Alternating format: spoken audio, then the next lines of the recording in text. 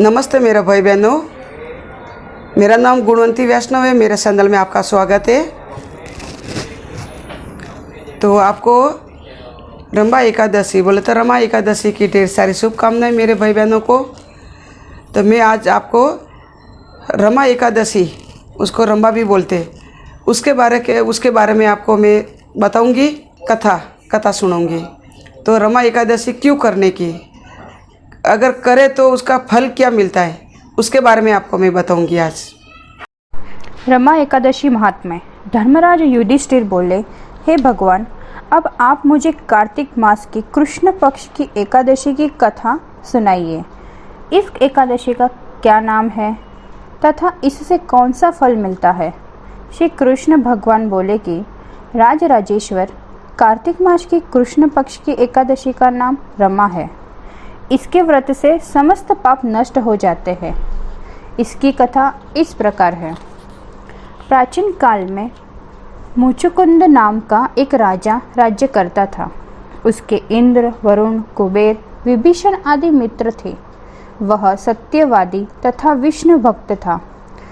उसके एक उत्तम चंद्रभागा नाम की लड़की उत्पन्न हुई। उसने उस लड़की का विवाह राजा चंद्रसेन के पुत्र शोभन के साथ किया। एक समय जबकि वह अपनी ससुराल में थी, एक एकादशी पड़ी।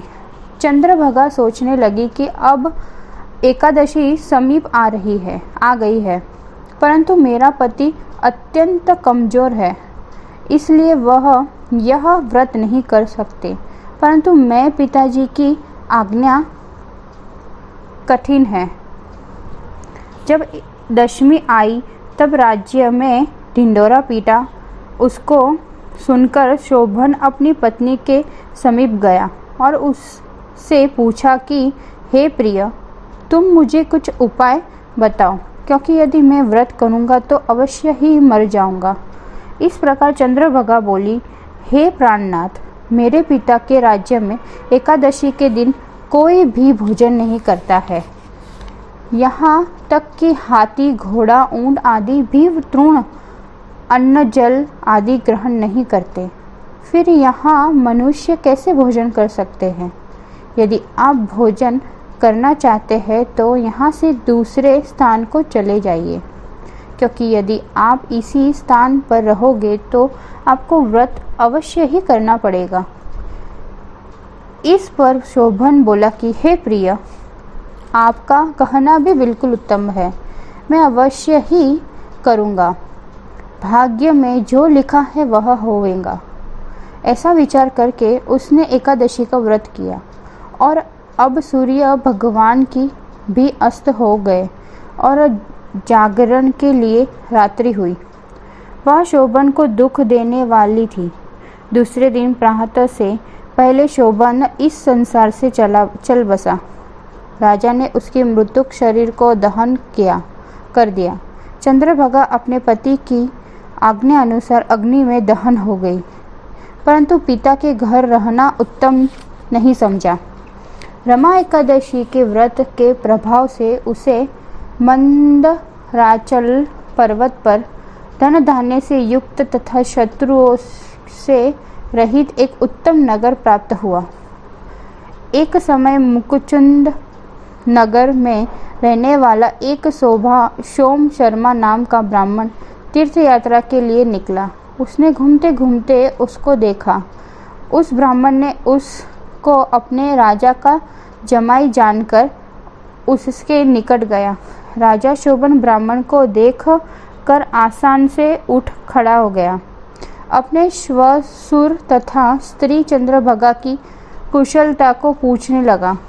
शोभ शर्मा ब्राह्मण बोला कि हे राजन, हमारे राजा कुशल है तथा आपकी पत्नी चंद्रभागा भी कुशल है।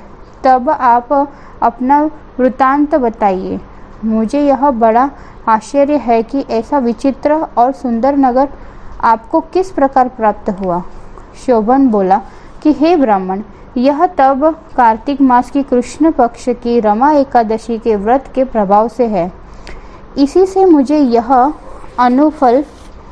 अनुरूप नगर प्राप्त हुआ है, परंतु यह अध्रुव है। इस पर ब्राह्मण बोला कि हे राजन, यह अध्रुव क्यों है और ध्रुव किस प्रकार हो सकता है, तो आप मुझे समझाइए। मैं आपको कहे अनुसार ही करूँगा। आप इसमें किंचित मात्र का भी झूठ न समझे। शोभन बोला कि हे ब्राह्मण, मैंने श्रद्धापूर्वक व्रत किया था, उसके प्रभाव से मुझे यह नगर प्राप्त हुआ है। इस वृत्तांत को राजा मुचुकुंद की पुत्री चंद्रभागा से कहोगे तो वह उसको ध्रुव बना सकती है। ब्राह्मण ने कहा आकर चंद्रभागा से समस्त वृत्तांत कहा।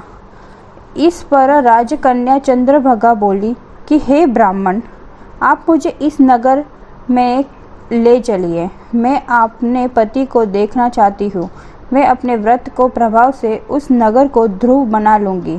चंद्रभागा ने वचनों को सुनकर यह सोम शर्मा ब्राह्मण उसको मदरांचल पर्वत के पास वामदेव के आश्रम में ले आया।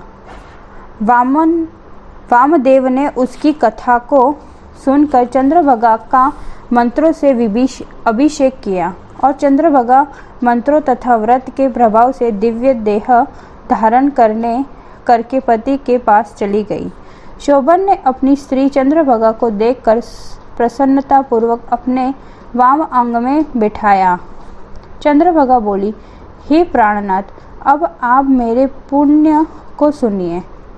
जब मैं अपने पिता के गृह में 8 साल की थी तब से ही मैं यथाविधि एकादशी का व्रत करने लगी हूँ।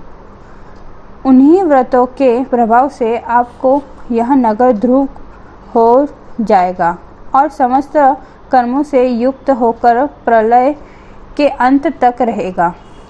चंद्रभागा दिव्य रूप धारण करके तथा दिव्य आभूषण तथा वस्त्रों से सजकर अपने पति के साथ आनंद पूर्वक रहने लगी और शोभन भी उसके साथ आनंद पूर्वक रहने लगा।